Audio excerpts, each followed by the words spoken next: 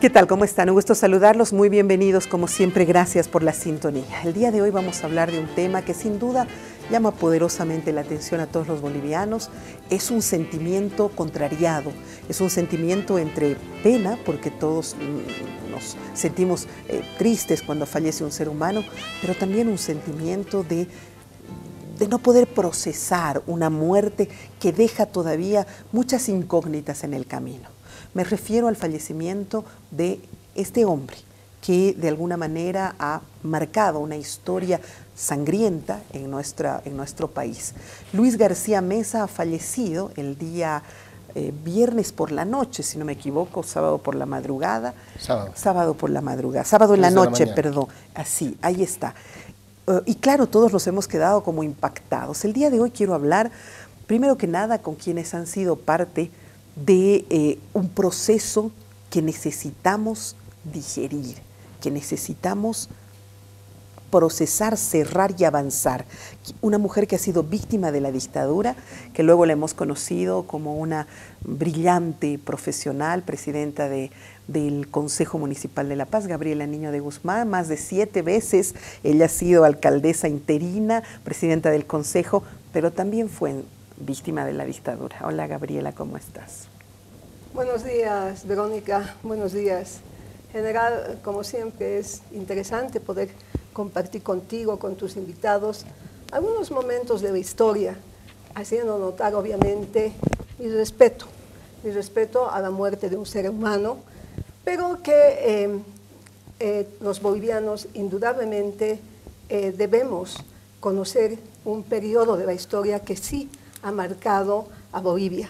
Creo que lo importante para las próximas generaciones es poder tener una visión de todo lo que fue nuestra historia y obviamente apreciar lo que se ha logrado, que es la democracia. Así, tenemos que hablar mucho de ello.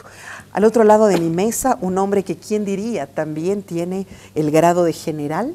Es un hombre muy vinculado a las Fuerzas Armadas, uno de los intelectuales de las Fuerzas Armadas, sin duda, pero que también fue en su juventud y en su infancia víctima de las dictaduras. Así es. General José Agreda, qué gusto tenerlo en el programa. Muy buenos días, Verónica. Muy buenos días, señora Niño de Guzmán. Un placer conocerla, siempre la he visto. Y un saludo a tu audiencia. Y bueno, evidentemente vengo de una familia que hemos sido víctimas, primero del gobierno de Banzer. Cuando yo tenía 11 años, mi padre ha estado preso durante 2 años y medio con Banzer. Y ya en el gobierno de García Meza, yo ya era subteniente, estaba destinado en el CITE en 1980, viene el golpe, y mi papá era administrador de la Caja Nacional de Seguro Social en Trinidad. Y ahí él denunció un desfalco, no me acuerdo de 40.000 bolivianos, que era harta plata, y desde luego lo tomaron preso. A su papá. Claro, también lo detuvieron. Y el gobierno de García Meza, y desde luego yo me enteré, vine aquí a La Paz. ¿Usted ya estaba como...? Yo ya era subteniente. Subteniente. Y haciendo patrullajes para cumplir las disposiciones del gobierno de facto, ¿no? Patrullábamos de 6 de la tarde a 6 de la mañana del puente Quillacollo a Quillacollo, a agarrar a todos los que no estaban fuera del toque de queda. En eso que se llamaba toque de queda. Y ahí me sucedió de que mi papá también estaba preso. Entonces, yo pedí permiso y me vine aquí a hablar con el ministro de Trabajo, que era el coronel Canido Baricochea, me acuerdo muy bien, y yo no pedí permiso a nadie. Vine aquí como un ciudadano más, como un hijo, y le expuse al ministro la injusticia, además, ¿no? Un hombre que denuncie sea preso. Por supuesto. Entonces yo me acuerdo que el coronel llamó inmediatamente a no sé quién, y dijo: aquí está un subteniente que está enojado, me está por destrozar mi oficina. Y bueno, lo soltaron a mi padre, pero también los retiraron de la caja. Entonces, son situaciones que he pasado antes y durante los gobiernos de facto, y eso vamos a desmenuzar seguramente hoy día. Y es que, claro, nosotros tratamos de comprender qué es lo que ha sucedido, ¿no? Porque hay, como decía yo al principio, sentimientos encontrados, pero también hay, como sociedad, muchas deudas pendientes. ¿Qué pasa con estas deudas que no logramos como sociedad procesarlas? Y es como el ser humano, ¿no? Que se hace una herida gigante y la tapa y sigue adelante. No importa que luego se pudra, se le caiga la mano, no importa, seguimos adelante. ¿Qué sucede, Gabriela? Sí, yo creo que es algo que deberíamos reflexionar deberíamos desmenuzar, porque creo que nuestra historia está plagada de deudas, ¿no? Nada se esclarece nunca. Al final uno se muere sin saber qué ha ocurrido verdaderamente en nuestra historia. Y lo peor que al medio, hay pues víctimas, hay gente que ha sufrido, hay gente que ha muerto, hay gente que se ha quedado inválida, hay gente que puede estar incluso de mendigo y de mendiga por haber creído y haber tenido ideas y haber luchado por ellas. ¿Verdad? Entonces, yo creo que nosotros lamentablemente no hemos logrado ir identificando la verdad histórica de las dictaduras, de Banzer, de García Meza e incluso antes. Hay muchas, seguramente aquí el general ha escuchado historias en su familia, yo también he escuchado historias en mi familia, incluso de mucho antes, cuando había estas pugnas enconadas políticas entre Falange MNR, entre la claro. Falange, y donde también han habido muertos. Ahí moría gente Pero por eso, jóvenes sin embargo, falangistas y han pasado MNRistas. 50, 60, 70 años Y y no no hemos resolvemos. logrado identificar. ¿Por qué no hemos identificado? Hay intereses creados, hay los diferentes poderes que entran, que van tapando lo que ha sucedido. O sea, y es un daño. Es más cómodo tapar y seguir Por eso, adelante y es que un daño a la resolver. sociedad. Nosotros hemos empeñado en nuestra expectativa, en nuestra esperanza, en que la Comisión de la Verdad que se ha creado iba pues a develar lo que ha sucedido en estos periodos dictatoriales que hemos vivido desde el año 71. Hasta ahora no tenemos respuesta. Es verdad, es cierto. Y bueno, pues ayer me llamaba poderosamente la atención el hecho de que tenemos imágenes además del velorio. En el velorio no hay un solo militar. Sin embargo, me llegaban WhatsApps donde había un agradecimiento al general de una manera increíble, y le voy a leer además un poco a la población y a la sociedad cómo en grupos de WhatsApp le hacían un agradecimiento eterno.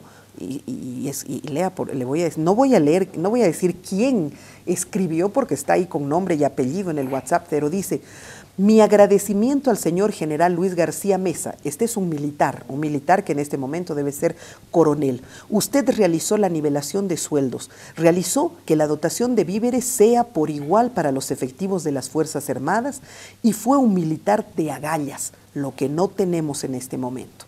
Los policías deberían estar agradecidos porque gracias a usted consiguieron el generalato, y son incongruencias de la vida que no hagan mérito a su existencia. Descanse en paz, mi general, y tenga la certeza que cumplió con su pueblo y sus Fuerzas Armadas. Esto lo escribe un coronel. Yo le pregunto ahora, general, ¿por qué nunca las Fuerzas Armadas le quitaron su rango a García Meza? Y por lo que veo todavía sigue habiendo como una especie de afecto infinito. Gracias por habernos dado víveres. No importa que ha matado a cientos de personas, pero tenemos víveres. Le reitero, una sutileza. Pero, bueno, primero, Verónica, en realidad yo de ese WhatsApp rescato un poco alarmado que diga militar de agallas, ¿no? Como si estuvieran esperando la añoranza de los golpes de Estado, o sea, en un momento democrático. O sea, eres de agallas cuando matas, eres de agallas cuando agredes, cuando eres un prepotente y un cuando violento. se sobrepone, digamos, a lo que es el pacto democrático que hay en la sociedad, el pacto y el social, derecho humano, los la derechos legalidad, humanos, ¿no? la legalidad. Entonces, desde luego, lo que pasa en la sociedad sucede al interior de las Fuerzas Armadas. Venimos del vientre de la sociedad. Claro. Entonces, la lucha de clases que hay en la sociedad, las ideas contrapuestas también se dan al interior de las Fuerzas Armadas. Tal como está hablando ese oficial que tiene tendencias, desde luego, fascistoides, ¿no? Porque no se lo puede tildar de otra manera, ¿no? Un facho, ¿no? Que esté queriendo relevar a un gobierno dictador, un gobierno que ha conculcado los derechos humanos, un gobierno que ha hecho sufrir, tal como hay en la sociedad civil, hay adentro, pero también hay gente de izquierda, como ha habido siempre, Seguro. Cuando hubo, seguro. en la época de García, de Banzer, por ejemplo, había un grupo de oficiales de izquierda, se llamaba Organización Militar de Izquierda, generales llegaron a ser. Uno de esos, le doy el nombre así, Cejas Tordoya. Sí, claro. ¿No? De izquierda. Pero entonces usted me dice que por esa lucha de clases interna en las Fuerzas Armadas es que nunca se le quitó No. A él se lo dio de baja el año 1982. Pero, Toselio lo dio de baja y le quitó el grado de general. Le quitó el grado. Y la pregunta es cómo ha estado en Cosmil. Él pagaba los servicios y era un aspecto que reclamaban mucha gente. El alto mando, lamentablemente, no hicieron nada en su momento, porque él no debía haber, él no era general ya.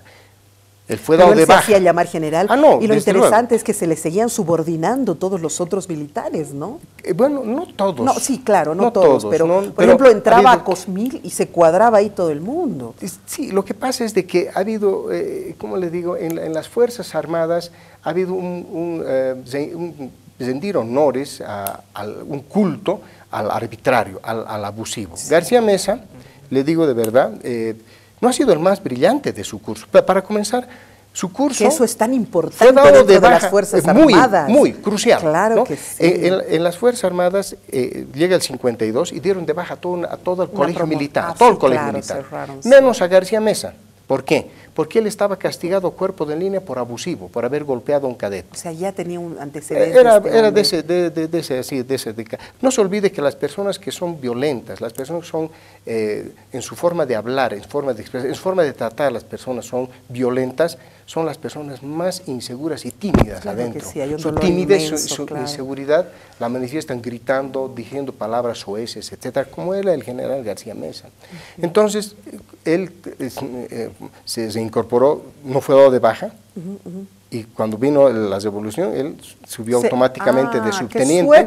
Es el único de su curso que quedó. Qué designio de nuestro país, porque de su curso el brigadier mayor era Milligan, Carlos Milligan, un potosino, chuquisaqueño, inteligente, brillante, que fue dado de baja. Qué horror, increíble, ¿no?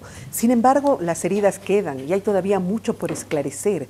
Ya sabemos dónde está el cuerpo de Marcelo Quiroga. La última vez que habló, por ejemplo, García Mesa, dijo que quien mandó a matar a Marcelo fue Banzer. Ahora yo me pregunto, en su libro, que yo lo he leído un par de veces porque lo he vuelto a repasar para comprender su lógica, él se refiere a Banzer como el sanguinario general Banzer. Sanguinario, una y otra vez. Entonces yo digo, pero si era tan sanguinario, si en su libro lo refleja, digo, ¿por qué una lealtad eterna, no es cierto? ¿O no te parece lo mismo? Yo creo que la presencia en estos momentos históricos de Banzer, de García Mesa y otros militares y civiles también en esas épocas, respondían pues a un esquema que se denominó Plan Cóndor en todo lo que es Latinoamérica y Sudamérica, ¿no? Y era toda una teoría, era toda una concepción, digamos, de manejo del poder. Y tanto el uno como el otro, y muchos otros que probablemente habrán muerto o estarán con vida, respondían a ese esquema. Y en ese esquema, indudablemente, habían lealtades. Sí. Yo me pregunto, mirando cómo era la personalidad que nos acaba de describir el general, ¿se le podrá creer a él algo? ¿Podrá ser su palabra la que diga los hechos históricos que responden a la verdad? No lo sé. Sin embargo, yo creo que existen elementos más allá de la palabra de uno u otro que nos tienen que llevar a la verdad. ¿Por qué? Porque hay pues archivos, porque hay gente que ha escrito, el Plan Cóndor está totalmente identificado en su concepción. Y en muchos países ya se ha sancionado. Obviamente, claro. No olvidemos que también este señor fue objeto de una sentencia en la justicia italiana no hace mucho. Claro. Pero ninguno de nosotros, los que hemos vivido esas épocas, vamos a poder tapar las muertes que han habido, exacto, Verónica. Más allá de lo que diga el uno, diga el otro, han habido muertes de gente inocente. Yo quisiera que hagas referencia a el texto que he leído de un coronel. ¿Cómo te sientes al escucharlo? La verdad, pienso que es un reflejo negativo de la sociedad, en sentido de agradecer al que me ha dado algo como si yo no lo hubiera merecido. Yo creo que cuando se hace una nivelación de un sueldo, se te dota de comestibles, no sé qué, no será pues que tengas tú que agradecer, sino es porque lo habrás merecido. Claro. Y yo creo que la sociedad es un derecho. La Pero sociedad seguimos no manejándolo como la manito, ¿no? El eterno. O tan subordinada, tan falta de personalidad. Paternal. Entonces, tan patriarcal, es una sociedad tan patriarcal en la que uno siempre tiene que estar agachando la cabeza y agradeciendo al que eventualmente está arriba. Esa es una muestra, digamos, de una poca personalidad y de un poco valor, ¿no?, de lo que es uno. Tengo la imagen porque también llegaban las imágenes del velorio de él, pero también tengo la imagen del velorio de Pinochet. No sé si es que Williams me la puede colocar. Ahí está la imagen del velorio de Pinochet. Y es un velorio que está lleno de las Fuerzas Armadas. Y eso hacían referencia también, algunos militares decían, miren cómo lo han velado a Pinochet con todas sus Fuerzas Armadas presentes, con su sombrero, porque él, bueno, tenía hasta una senatoría vitalicia, ¿no? Y cómo lo están velando. Veamos un poco ahora el velatorio de ahora de García Meza, que es completamente diferente. Hay personas, familiares, haciendo esa escolta de 4 militares que tendrían que estar parados ahí. Cambiamos la imagen, por favor, a las imágenes ahí está, vacío, completamente vacía. Hay personas, no sé si serán generales, no sé si serán parientes. Son de mi curso. Son de su curso, son generales de su curso. No, coroneles. No, coroneles. Pero están ahí acompañando. General, deme una explicación al respecto. Bueno, muy interesante, ¿no? Fíjese, lo que pasa es de que yo quiero entender por qué vienen primero los golpes de Estado. El golpe de Estado es la última carta que se juega el capitalismo en decadencia. Cuando el neoliberalismo está degenerando, cayéndose, la última carta era el Plan Cóndor, que ya no hay más. Que un militar nos diga eso me parece impactante. Claro, pues que yo me y además dedicaba es economista, a estudiar ¿no es esto, cierto? ¿no? En la Universidad del Estado, y he vivido en carne propia el dolor de mi familia. He visto a mi papá cómo lo han pateado, ¿no? Por supuesto. Hemos superado en un momento. Sí, una vez acá. Una vez, pero he superado, ¿no? O sea, he pasado cosas más difíciles en mi vida. Pero entonces, lo que sucede es que cuando se está cayendo el sistema capitalista, tocan las puertas de los cuarteles. Claro, de quienes tienen las armas, de quienes detentan algún tipo de poder. Claro, entonces aparece ahí, primero Banzer, ¿no? Bueno, Barrientos, ¿no? Muchos. Pero JJ Pérez, Banzer, Torrelio, Vildoso, Obando, Bush, por Dios. Torrelio no ha sido golpe, ha sido continuidad de él, lo sacaron. Vildoso lo continuó, no hizo. Correcto, y además hizo la transición Vildoso, ¿no es cierto? Esa es la diferencia. Peredas boom. Entonces, sí, esto que pasa. Claro, viene el golpe de Estado, quiero yo de Banzer, ¿por qué? Porque yo he vivido y he sido cadete, y al terminar Banzer he sido ya oficial. Viene el gobierno democrático y aparece ahí Marcelo Quiroga Santa Cruz. Y los discursos de Marcelo en contra de Banzer eran pues furibundos, yo me acuerdo. Y la gente en los cuarteles, el juicio de responsabilidades, realmente se sentía como si estuvieran los oficiales, los sargentos, los oficiales, se sentían agredidos como si fueran ellos los que hubiesen cometido los delitos y transgresiones a los derechos humanos. Entonces ha habido una presión, yo creo, para que García Meza de un golpe de Estado y lo salve a Banzer. Ese es en realidad. Claro que sí, claro. Por eso lo odia. ¿Y sabe por qué lo odia? Porque lo usa, pues. No solo por eso. Porque en el gobierno de Banzer no lo quería a García Meza. Porque García Meza, además de haber sido abusivo con los subalternos, era prepotente con los superiores. Venía alguien y le decía, y lo quería puñetear, y le decía sus palabrotas, era abusivo y prepotente con los de abajo. O sea, no era tan disciplinado como él se llamaba. Pero ¿y por qué entonces lo utilizan? Entonces ven ahí una figura de un tonto útil, hay una presión demasiado eufórico, y esa gente es más fácil todavía de manipular, y lo utilizan ahí. Y hay una presión y lo utilizan, hacen el golpe de Estado sin ninguna base social. Porque normalmente los golpes de Estado, por ejemplo el golpe de Banzer, ha sido con la Falange, el MNR, etc. El golpe de Natush Bus ha estado Guillermo Bedregal al medio, ¿no? Sí, sí. ¿No? Y y aquí también ha estado, lamentablemente, ha estado Fausto Zeinaga apoyándolo a... yo soy un admirador de Fausto Zeinaga, ¿no? El indigenista. O sea, tenía el narcotráfico apoyándolo, ¿no? También, Claro, por supuesto. su base es esa, pero no tenía una base social, digamos, partidos políticos, campesinados, no había nada de eso, clases medias. Entonces, claro, cuando llega y lo salva a Banzer, en realidad lo salva y los alimentó para que vuelva después a ser presidente constitucional democrático. No solamente tuvo durante la votación de la UDP, Banzer tuvo un 16% el ADN.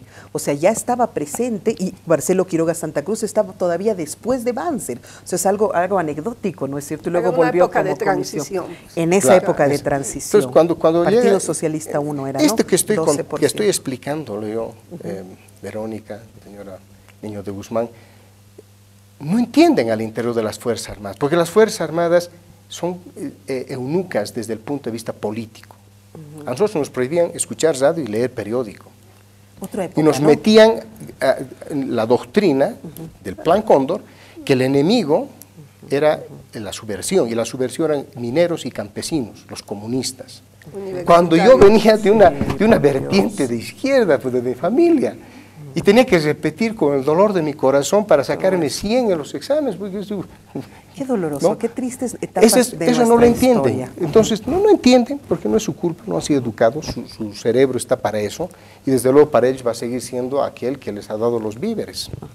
Yo tengo que hacer una pausa, de todas maneras esto ha sido muy impactante para mí, todo este primer bloque. La próxima media hora quiero hablar de la Comisión de la Verdad. ¿Te acuerdas que hicimos un programa íntegro? Claro que sí. ¿Qué dice la Comisión de la Verdad? También quiero hablar de 2 cartas que ha dejado este hombre, García Meza, donde dice que no se está llevando a la tumba ningún secreto y que se van a dar a conocer hoy. Pero y quiero también que reflexionemos sobre qué país estamos construyendo. Ya volvemos. Un agradecimiento especial a 3D Wall, son especialistas en paneles 3D para decoración de interiores, exteriores y también para escenografías.